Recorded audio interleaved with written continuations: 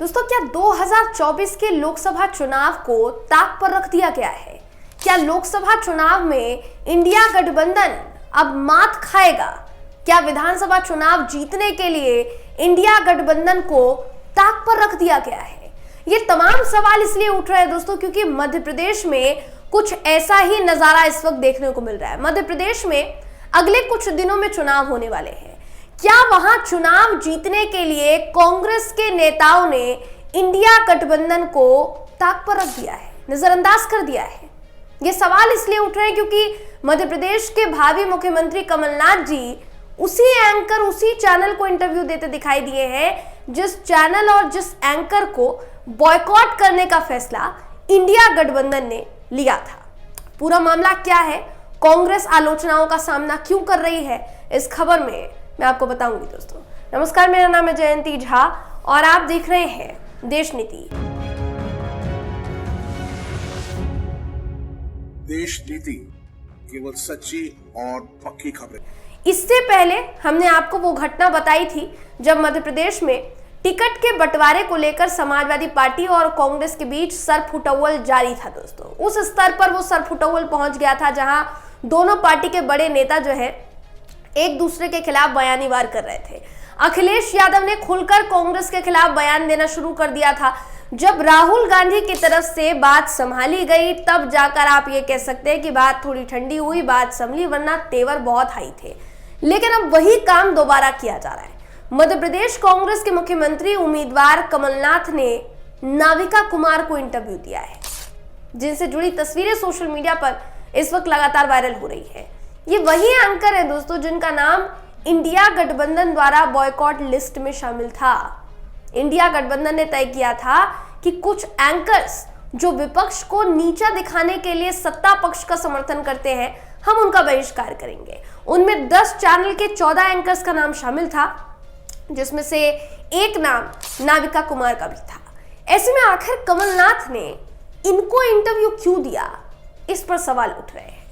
जब चैनलों और एंकर्स का बॉयकॉट हुआ तो इंडिया गठबंधन के कई दलों ने सर्वसम्मति से कहा था कि इन एंकर्स को कोई इंटरव्यू गठबंधन नहीं देगा, इनके डिबेट शो में नहीं जाएंगे, इनके डिबेट शो में अपने प्रवक्ताओं को नहीं भेजेंगे। तो फिर आखिर इंटरव्यू क्यों दिया, ये एक बड़ा सवाल है।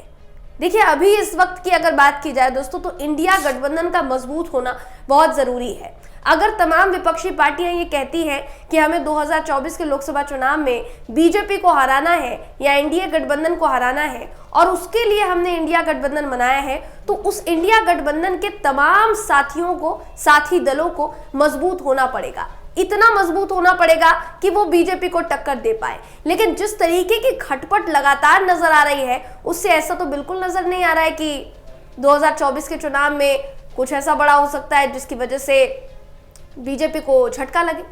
अभी फिलहाल के लिए तो दोस्तों ऐसा कुछ भी नजर नहीं आ रहा है, क्योंकि आप इस बात को समझिए कि इससे पहले जो प्रकरण हुआ मध्य प्रदेश में कि समाजवादी पार्टी चाहती थी कि उसको कुछ सीटें मिले और कुछ सीटों की मांग उसने कांग्रेस से की थी, जबकि कांग्रेस ने सीधे तौर पर उसको नकार दिया था।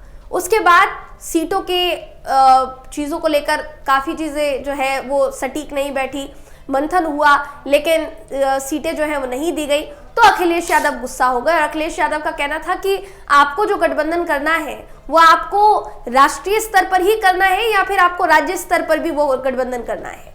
अगर ऐसा ही था तो हमें पहले ही बोल दिया गया होता, तो हम नहीं जाते वहां पर, अपने प्रवक्ताओं को वहां पर, अपने नेताओं को भी नहीं भेजते। लेकिन यहाँ तो कुछ और ही चल रहा है। तो जाहिर सी बात है अभी इस वक्त दोस्तों समाजवादी पार्टी और कांग्रेस के बीच में ये जो खाई है ये बढ़ती चली जा रही है। और दूसरी तरफ जो सबसे ज्यादा झुकाव जो नजर आ रहा है इंडिया गठबंधन को गिराने में, वो यहाँ मध्य प्रदेश कांग्रेस का नजर आ रहा है। क्योंकि आप समझ सकते हैं कि जिन एंकर्स को बॉयकॉट करने की ठानी थी उन्हीं एंकर्स को खुल्लम खुल्ला इंटरव्यू दिया जा रहा है, उन्हीं एंकर्स से बातचीत की जा रही है, उन्हीं एंकर्स को चार्टर्ड प्लेन में बैठाकर उनसे सवाल जवाब किए जा रहे हैं, उनके सवालों के जवाब दिए जा रहे हैं, उनका एक्सक्लूसिव इंटरव्यू हो रहा है। तो इससे क्या समझा जाए, क्या वाकई में इंडिया गठबंधन की का कोई महत्व है मध्य प्रदेश कांग्रेस की नजरों में? ये बड़ा सवाल है दोस्तों जो इस वक्त उठ रहा है।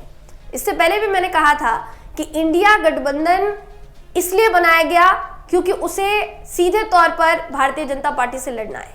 लेकिन क्या ऐसी स्थिति के बाद यह कहना मुनासिब होगा कि इंडिया गठबंधन 2024 में बीजेपी को टक्कर दे पाएगा? दोस्तों अपनी राय कमेंट करके जरूर बताइएगा। वीडियो अगर आपको पसंद आया हो तो वीडियो को लाइक कीजिए, शेयर कीजिए, चैनल को सब्सक्राइब करना बिल्कुल भी ना भूलें। फिर मुलाकात होगी आपसे अगली वीडियो में, तब तक के लिए नमस्कार।